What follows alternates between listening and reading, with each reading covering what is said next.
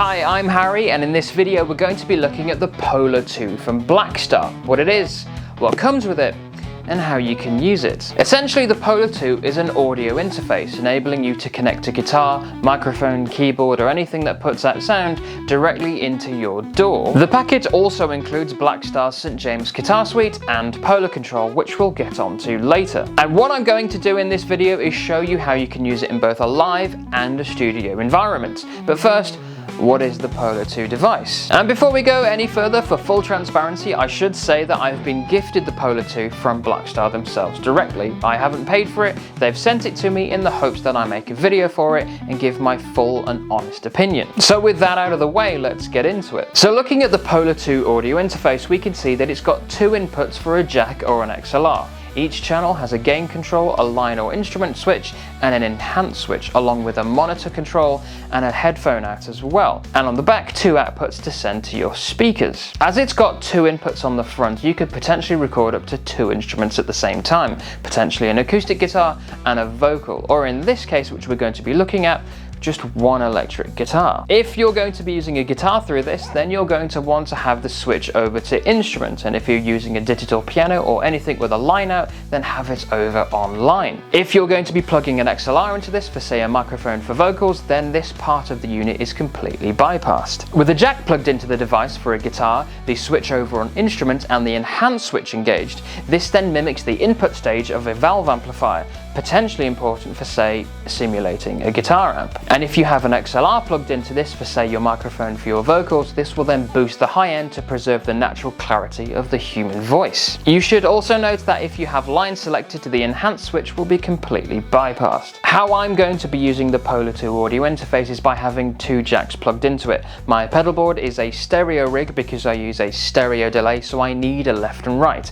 Perfect for having just a two input interface. However, for the purposes of the demonstration in this video, I essentially just need a mono signal, as all the sounds that we're going to be listening to come from the Guitar Suite plugin, which we will be looking at in a bit. So looking at it as an audio interface and the features that it's got: two inputs, gain control, line or instrument control, a level control for your monitors, and a headphone out, are all pretty standard. The enhance switch is potentially quite interesting if it is able to mimic the input stage of a real valve guitar amp. So on the surface, a pretty standard but quite good looking audio interface. But how does it work with the St. James Guitar Suite? So in this section, we're going to be looking directly at the St. James Guitar Software Suite and what it is.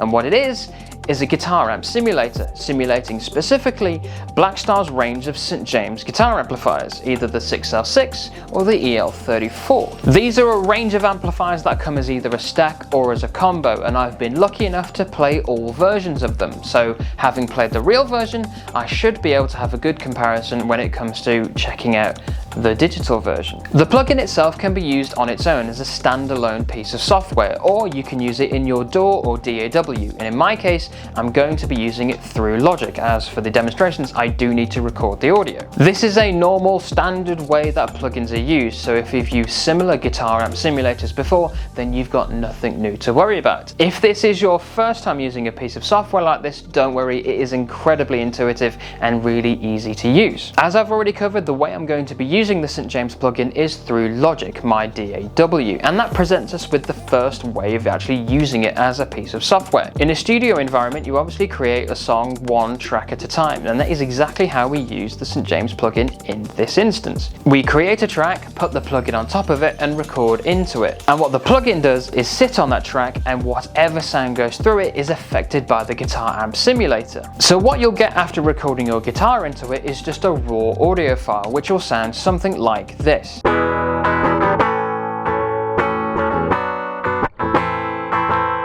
And what the plugin does is put that sound through the simulator sound and sound more like this.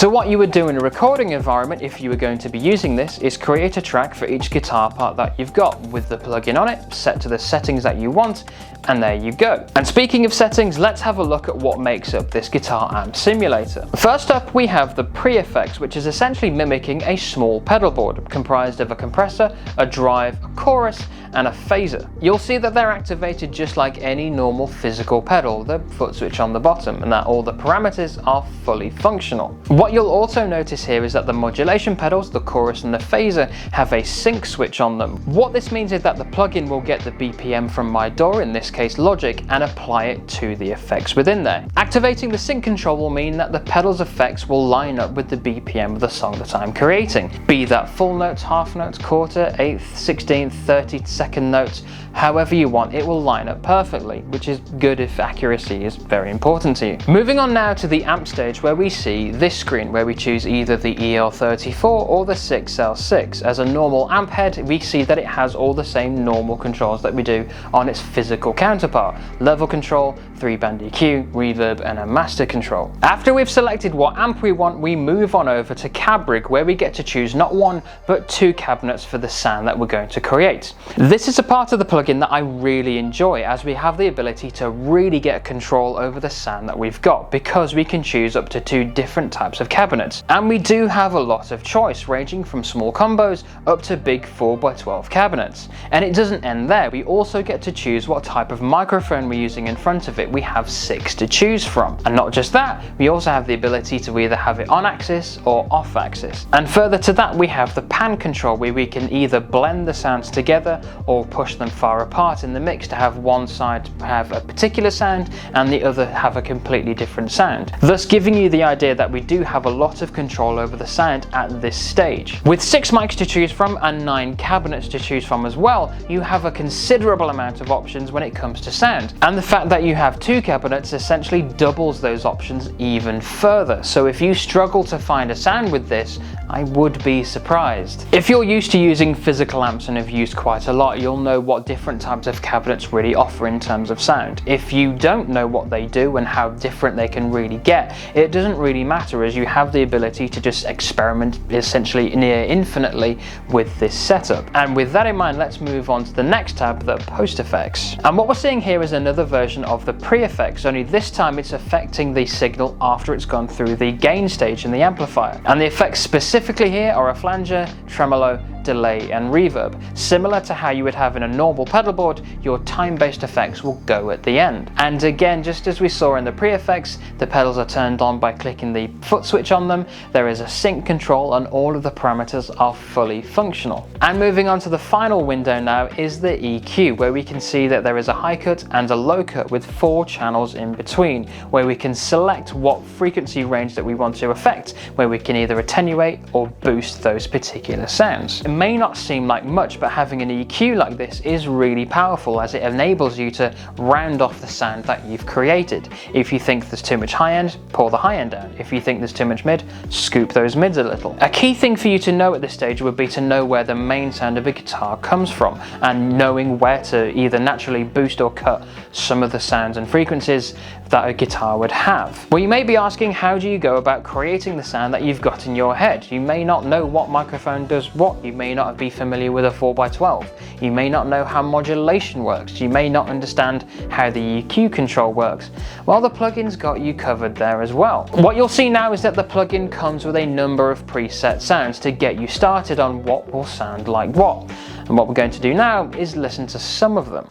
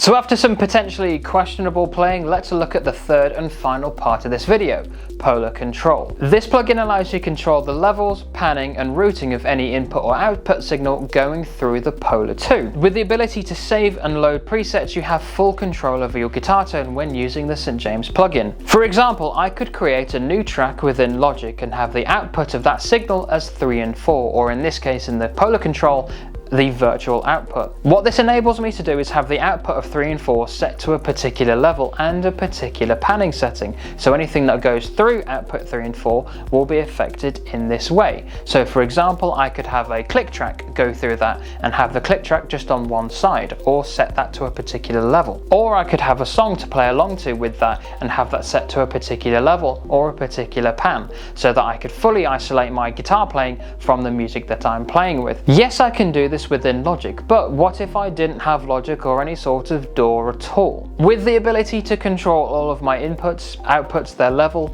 panning and routing and so on, all within one ecosystem, presents a really well thought out and really versatile and useful piece of kit. In a live setting, for example, you could set your backing track to go through the virtual output, have the particular level of that control all within this one system. This would be particularly useful if it's just you on your own playing along to backing tracks. Having all of that routing and that level control just set in one go will give you much more peace of mind than it would be to try and do it potentially on the fly, or relying on an audio engineer to just do all that for you, who may not be very familiar with your act and potentially could get stuff wrong. And with the ability to load different presets, you have the ability to control the entire performance that you've got. Having different settings for particular songs could be quite useful, as you may need one section to be louder, another to be quieter, pan it all the way over to the left or just the right. The possibilities are endless. It's really up to you how you would want to use it. Now, I've never come across a piece of software quite like it before, where you can virtually control an audio interface in this way, digitally. I may need a bit more time to get used to it, but on the surface it does seem quite interesting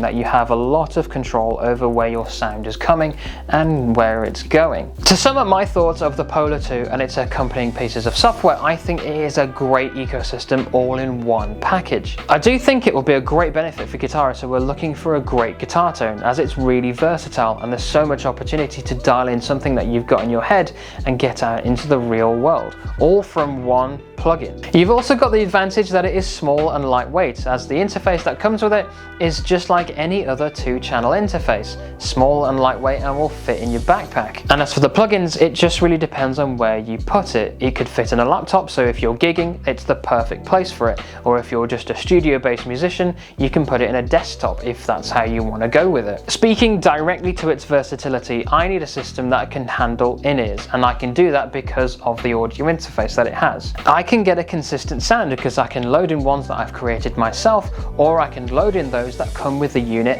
out of the box. And due to the versatility of the St. James plugin, I can have so many options in terms of what sound I want to create.